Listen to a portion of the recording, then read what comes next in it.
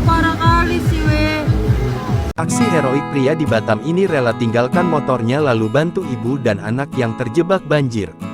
Beredar video yang memperlihatkan seorang pria menuai pujian warganet karena aksinya menolong ibu-ibu terjebak banjir bersama dua anaknya.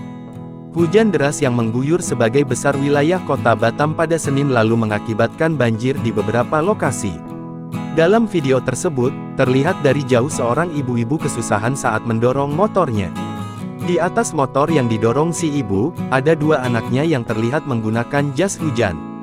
Posisi perekam video berada di dalam mobil berlawanan arah dengan ibu-ibu tersebut. Sementara itu di samping si ibu-ibu ada dua truk yang sama-sama sedang menerjang banjir.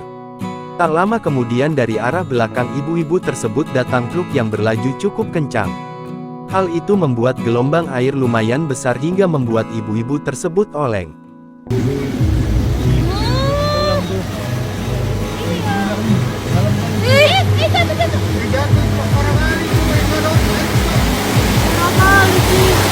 Tak lama setelah itu, terlihat ada seorang pria berbaju hitam datang dari arah depan ibu-ibu tersebut.